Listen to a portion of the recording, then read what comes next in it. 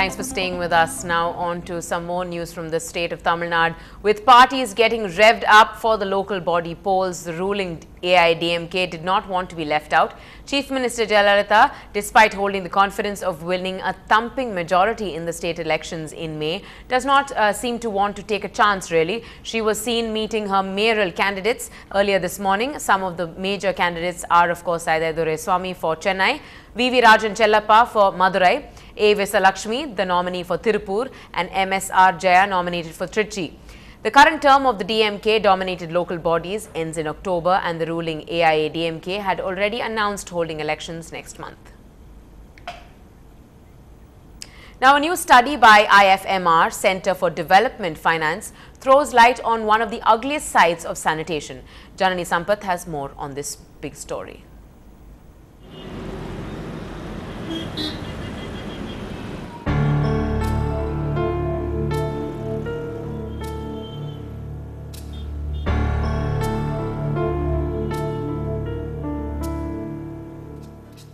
Sanitation is often called Orphan MDG, Millennium Development Goal, and India ranks among the worst countries in the world in terms of access to sanitation.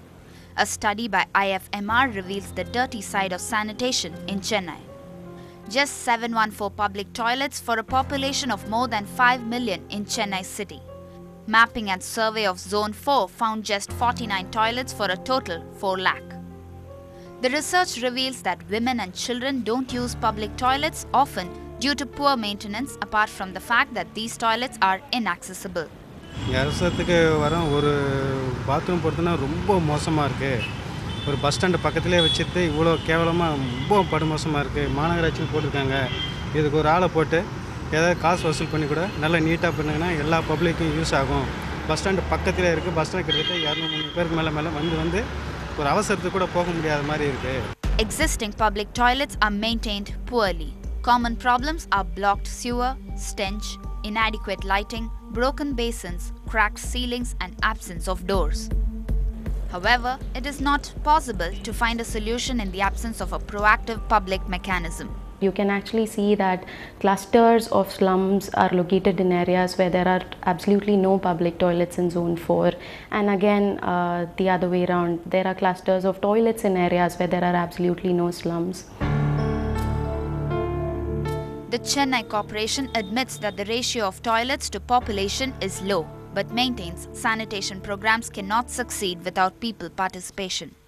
I won't say that all these toilets are maintained very, very well, but we strive hard to maintain it to the level possible within our means. But people who use it, they should feel proud that it is their own utility.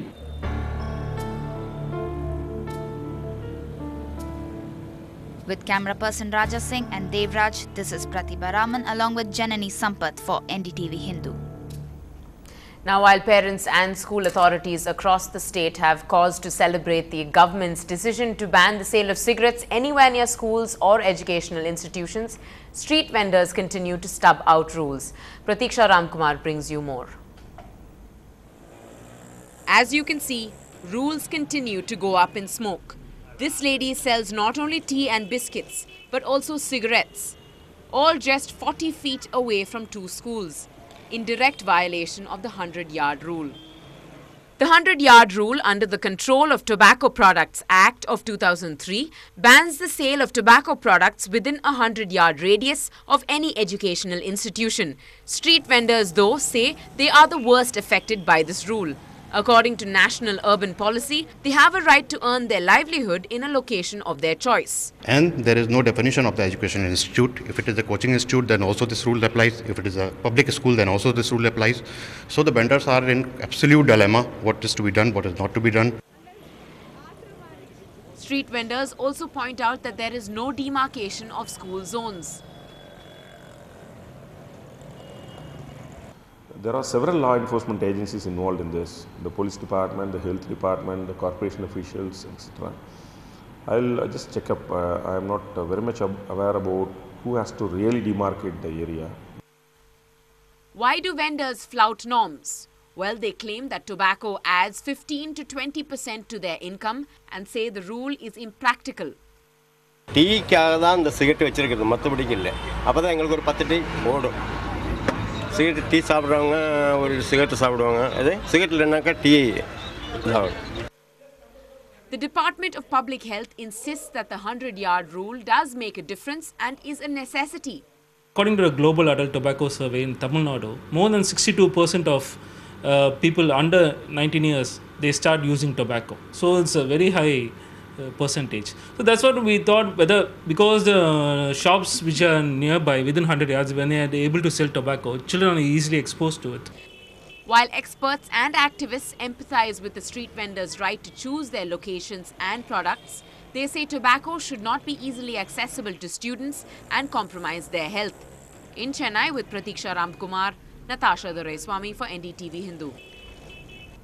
Well, the Anna effect continues to have a cascading effect. A group of young men in Chennai are keeping the spirit of accountability alive. These men have turned their focus on the upcoming local body polls by preparing an audit. They want to keep our councillors under the spotlight for a different reason. Krishnamurthy reports. Look at this image of people littering their area with garbage and footpaths left untended. If this is the picture in posh Besant Nagar, you can imagine how much a challenge civic issues are to the authorities. Transparent Chennai's data lays bare the ugly side of city maintenance. We check on 3 things. One is garbage, the second one is public sanitation, and the third one is pedestrian safety. So these are the 3 main areas of focus. For each of those, we have tested surveys, tested parameters which we are going to check, based on which we are going to assess the safety of the roads, the garbage and the general mechanism to clean up the garbage, etc. And also the public sanitation, the public toilets and the general hygiene of the area that is maintained around. Interestingly, the survey goes beyond data collection. Photos and videos taken of problematic areas are uploaded onto the website transparentchennai.com. The site lays bare all the information on the problems, but what will the survey really achieve?